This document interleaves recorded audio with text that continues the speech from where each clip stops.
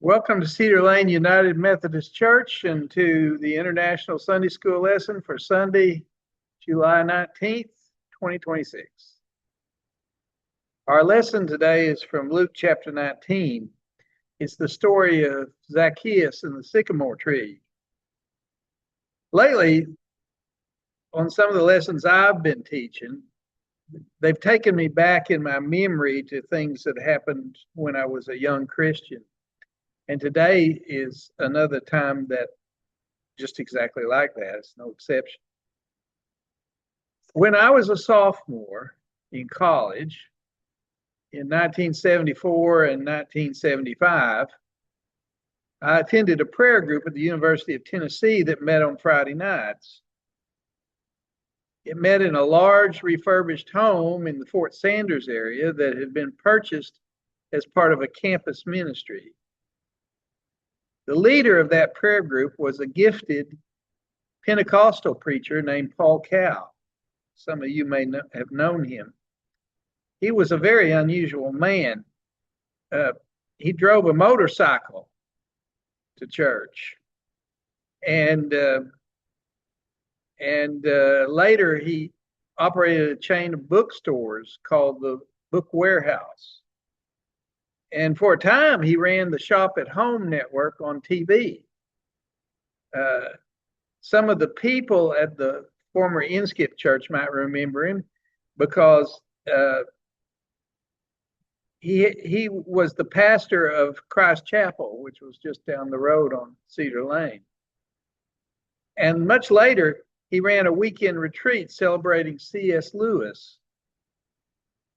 Inskip sent our pastor David Lewis to that retreat because David Lewis always claimed to be and was a relation to C.S. Lewis. So he was a big fan of his relative, and he did a good job for us, and we sent him to that retreat. And the retreat was run by Paul Cow. The name of the campus ministry, and here's how it relates to today's lesson. The name of the campus ministry that Paul Cow started was called the Sycamore Tree. The ministry got its name from the passage in Luke chapter 19 that we're studying today. And its weekly meeting was an interdenominational gathering of Baptists, Methodists, Catholics, Pentecostals, and people from some other denominations as well. The name of the camp, I had been introduced to the Sycamore Tree meeting by my cousin Ken Abbott, who had served in the Navy during the Vietnam War and was at the time pursuing an undergraduate degree in religious studies on his way to becoming a chaplain in the Navy and later a United Methodist minister here in the Holston Conference.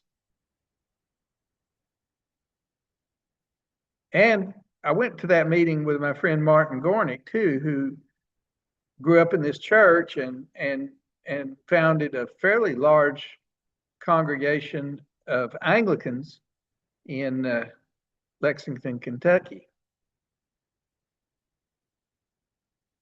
So let's get back to Zacchaeus. Zacchaeus climbed a sycamore tree to see Jesus. And the story came alive to me when I became acquainted with the purpose of the sycamore tree meeting at the University of Tennessee, because it was named based on that story.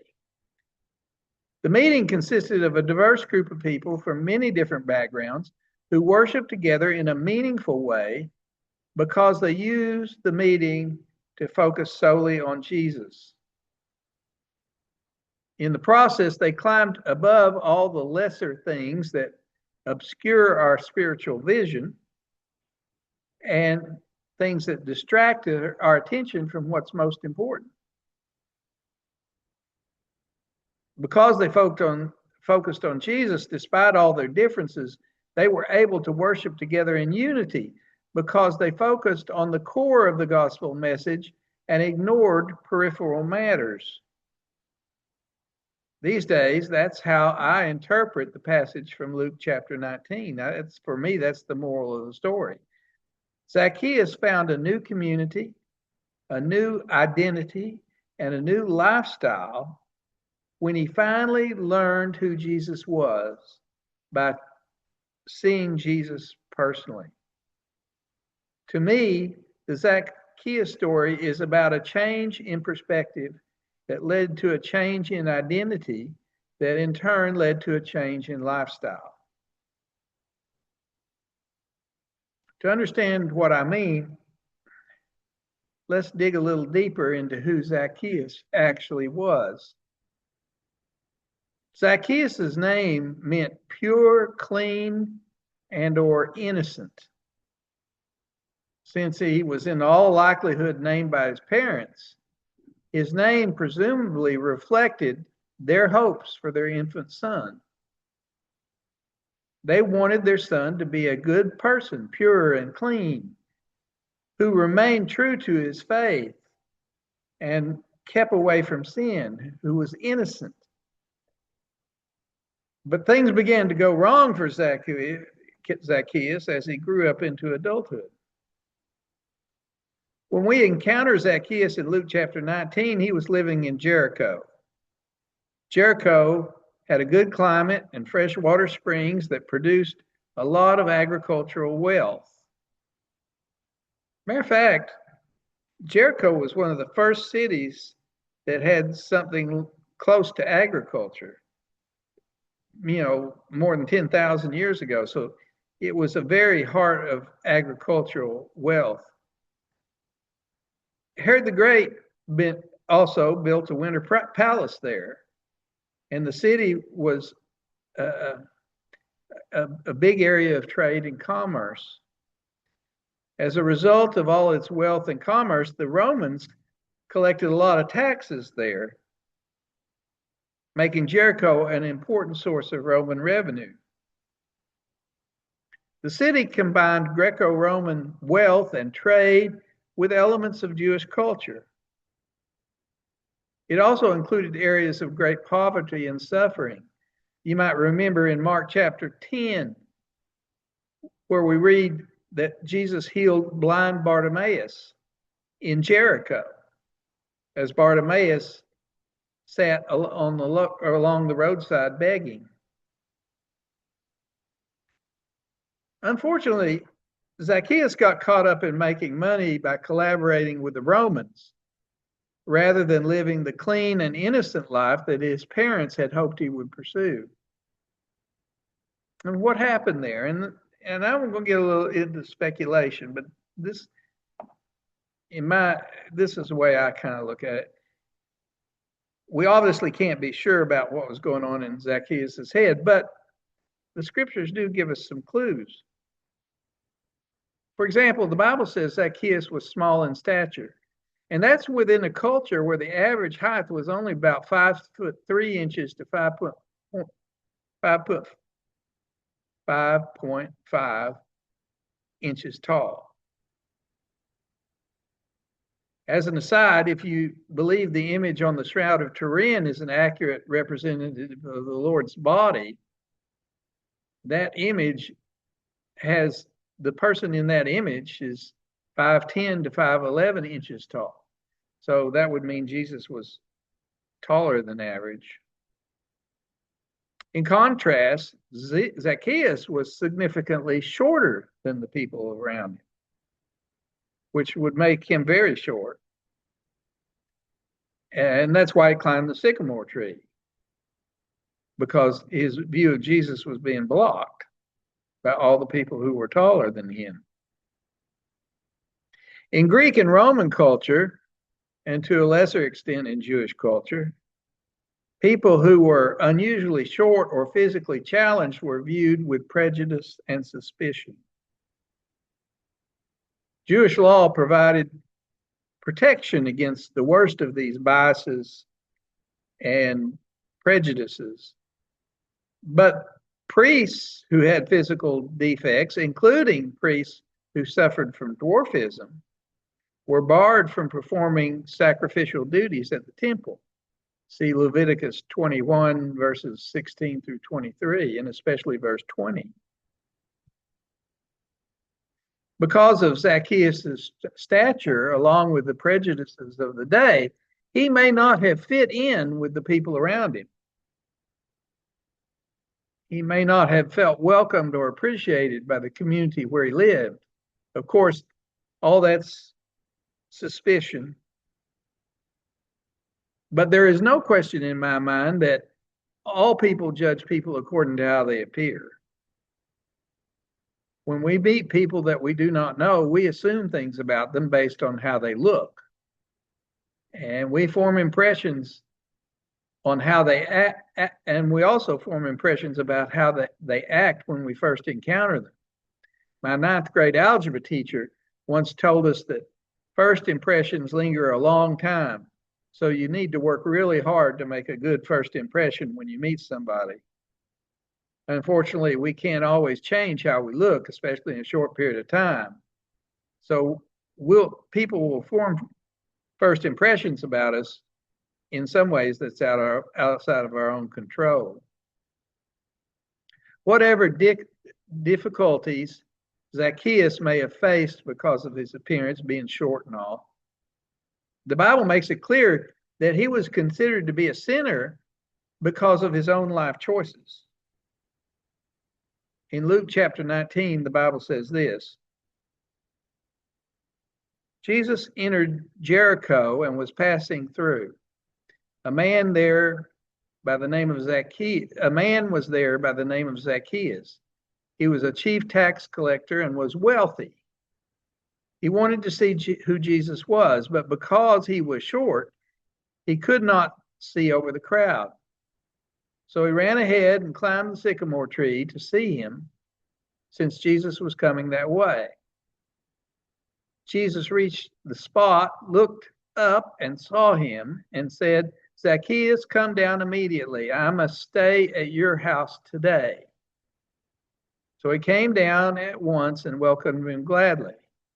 And all the people saw this and began to mutter, "He is gone to be the guest of a sinner." Luke chapter 19, verses 1 through 7. We can't get into Zacchaeus' head. We can speculate, just like I speculated some today. But I suspect that he was never held in much esteem by others. And I think that lack of esteem may have turned into pure contempt when he decided to become a chief tax collector for the Roman government. Roman tax collectors who collected taxes from the Jews were also called publicans.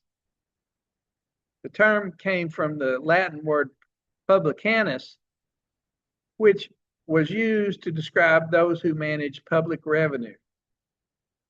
Publicans were also Jews who worked for the Roman authorities, and their role placed them in a precarious social and religious position in the Jewish community. Put bluntly, they were despised by their fellow Jews. Publicans collaborated with the Romans, so they were traitors.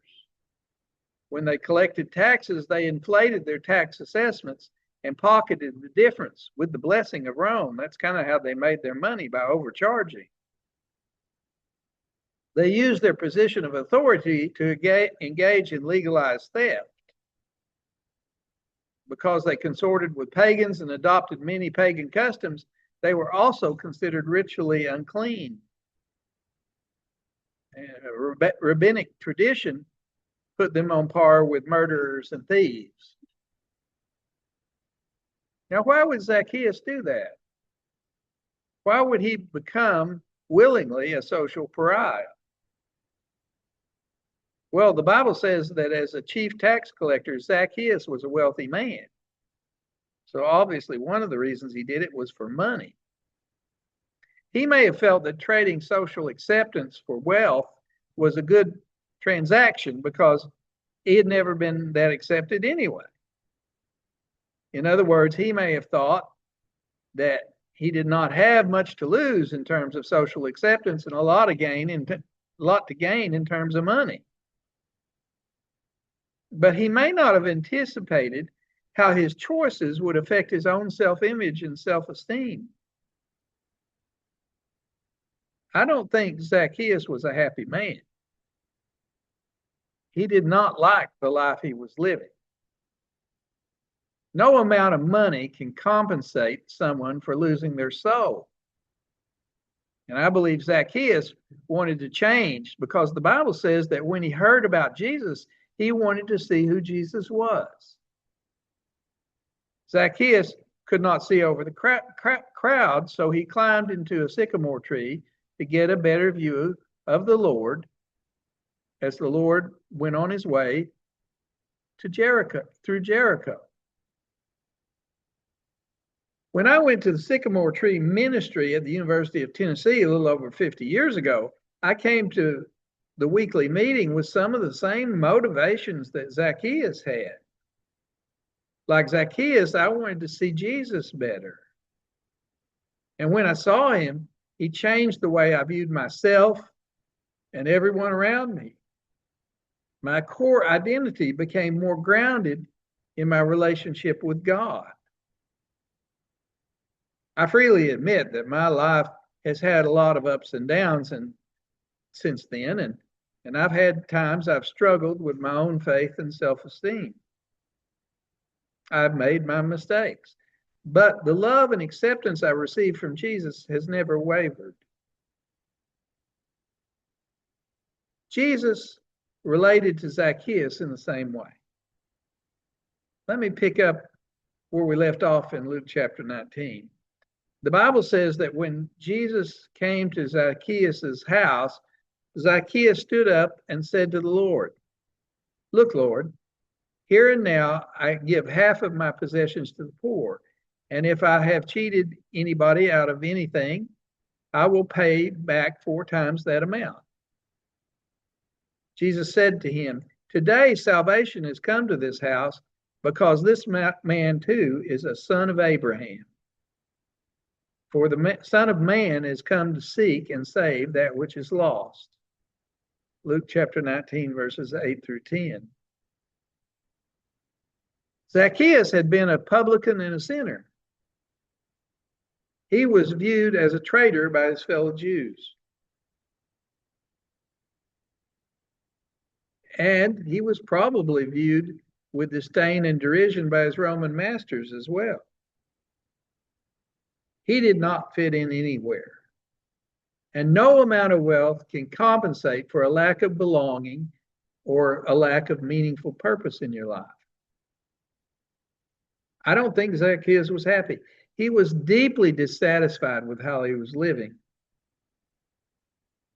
He had not met the expectations of his parents, what they had hoped for him. He had not met his own expectations any more than he had met the expectations of everyone around him. He wanted to see Jesus in the hope that Jesus would help him find a better life. And Jesus satisfied that hunger by giving him a new identity. Jesus said to Zacchaeus, "Today salvation has come to this house because this man too is a son of Abraham." Earlier in the day, Zacchaeus had climbed the sycamore tree as a publican and a sinner. But after Jesus had come into his home and into his life, he became a son of Abraham. His behavior changed because his identity had changed. The social outcast had become part of a community of faith. Jesus told Zacchaeus that he had come to seek and save the lost, and Zacchaeus was lost. He abandoned the dreams of his parents.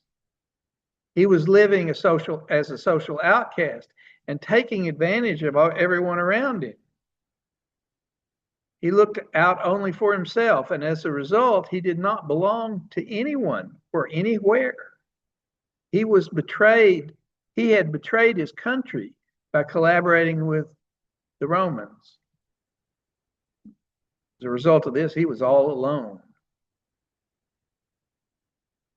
Then Jesus saw Zacchaeus up on the sycamore tree and said to him, "Come down immediately. I must stay at your house today." Zacchaeus came down immediately and welcomed Jesus into his house. He began to view himself as a child of Abraham and started to treat people around him differently. When you see yourself differently, you see other people differently, and you begin to behave differently and treat other people better. Zacchaeus said to Jesus, "Look, Lord, here and now I give half my possessions to the poor, and if I've cheated anybody out of anything, I will pay him back 4 times that amount." His decision cost him money and possessions. But in return, he received a sense of belonging and an eternal purpose. As the saying goes, he gave up what he could not keep in exchange for something he could never lose.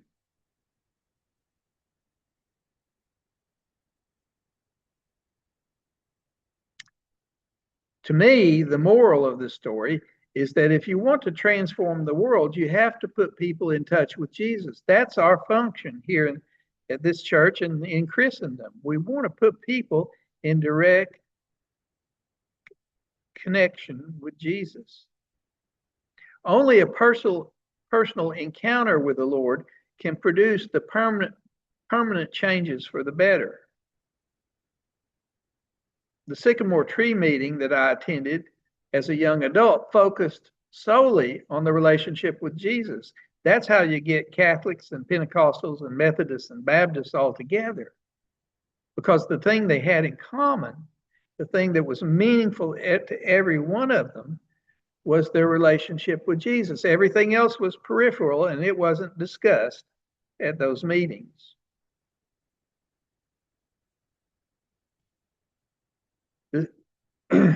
The sycamore tree meeting that I attended focused only on our relationship with Jesus.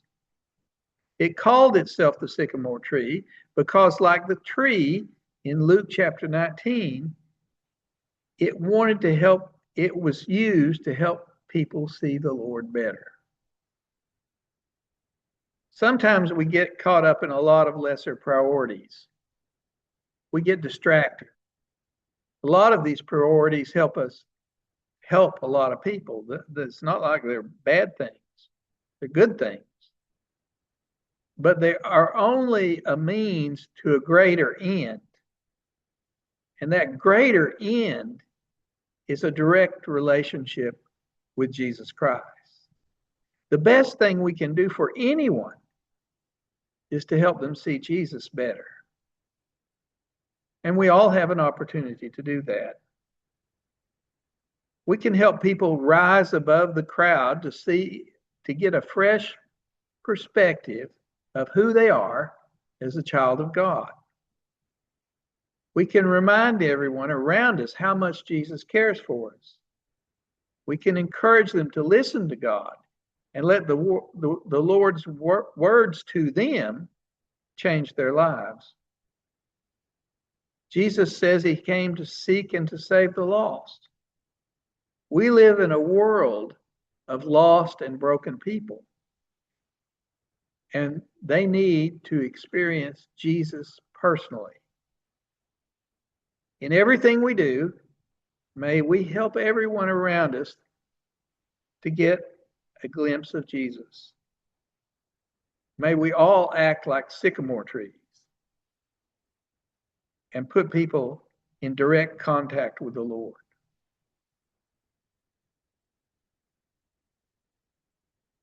Uh-oh, malware bites.